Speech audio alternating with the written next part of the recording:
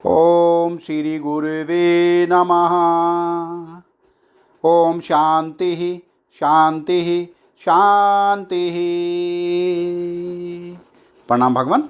भगवान योग वासिष्ठ महारामायण से निर्वाण प्रकरण उत्तरार्ध और सर्ग नंबर 190 से सत्संग चल रहा है भगवान, जिसमें शीर्षक था श्री रामचंद्र जी के विविध प्रश्न और श्री वशिष्ठ जी के द्वारा उनके उत्तर।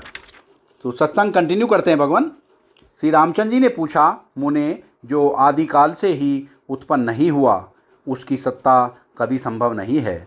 वह असद्रूप और आभास शून्य है। यदि जगत का भी यही स्वरूप है तो उसका अनुभव कैसे हो रहा है। श्री वशिष्ठ जी ने कहा, रघुनंदन, जागृत जगत स्वप्न जगत के समान असत होता हुआ ही सत्य के तुल्य प्रतीत हो रहा है। इसकी कभी उत्पत्ति नहीं हुई, क्योंकि उत्पत्ति का कोई कारण नहीं है। यह स्वप्न के तुल्य प्रकट होकर अर्थ क्रियाकारी भी प्रतीत होता है। श्री रामचंद्र जी ने पूछा, भगवान, स्वप्न आदि में और संकल्प एवं मनोरथ आदि में जो दृश्य का अनुभव होता है वह जागृत व्यवहार के अनुभव से उत्पन्न जागृत रूप संस्कार से होता है, किंतु यह जागृत किससे अनुभव में आता है। श्री वशिष्ठ जी ने कहा, श्री राम, यदि जागृत के संस्कार से ही स्वप्न का भान होता है तो सपने में गिरा हुआ अपना घर कैसे प्रातःकाल जागने पर सुरक्षित रूप से उपलब्ध होता है। श्री रामचंद्र जी बोले, भगवान, जागृत पदार्थ का स्वप्न में भान नहीं होता, किंतु अन्य पदार्थ ही स्वप्न में भासित होता है। वह अन्य पदार्थ ब्रह्म ही है। यह बात मेरी समझ में आ गई। अब इतना ही पूछना शेष है कि वह अन्य पदार्थ रूप ब्रह्म अपूर्व जगत के रूप में कैसे भासित होता है। श्री वशिष्ठ जी ने कहा, रघुनंदन, सब कुछ अपूर्व सा ही भासित होता हो ऐसा नियम नहीं है। कोई पदार्थ जिसका पहले अनुभव नहीं हुआ है चित्त में अपूर्व प्रतीत होता है, और कोई जिसका पहले अनुभव हो चुका है अपूर्व नहीं प्रतीत होता है।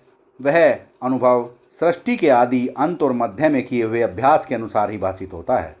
श्री रामचंद्र ने पूछा, ब्राह्मण, इस तरह आपके उपदेश से यह बात तो समझ में आ गई कि जागृत जगत भी स्वप्न के समान ही है, किंतु यह स्वप्न तुल्य प्रतीत होने वाला जगत रूपी यक्ष भी क्रूर ग्रह की भांति कष्ट देता है। अतः किस प्रकार इस रोग की चिकित्सा की जाए।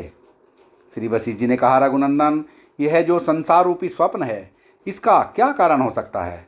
कार्य से कारण भिन्न नहीं है। यह बात सर्वत्र देखी गई है। इस प्रकार इस विषय में विचार करो। श्री रामचंद्र जी बोले, स्वप्न की उपलब्धि का कारण है चित्त, इसलिए स्वप्न जगत चित्त रूप ही है।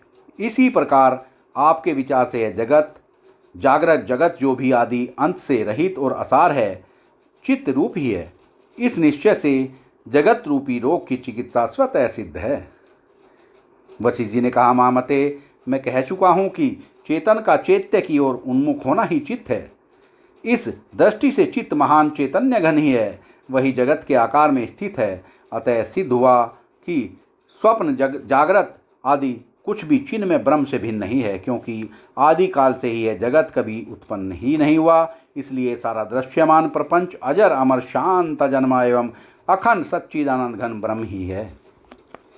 रामचंद्र जी बोले, भगवान, आपके उपदेश से मैं ये मानता हूँ कि जीवात्मा को भ्रांति के कारण दृष्टापन और भोक्तापन के साथ सृष्टि के जन्म नाश आदि सारे भ्रम परम पद स्वरूप पर ब्रह्म में प्रतीत हो रहे हैं।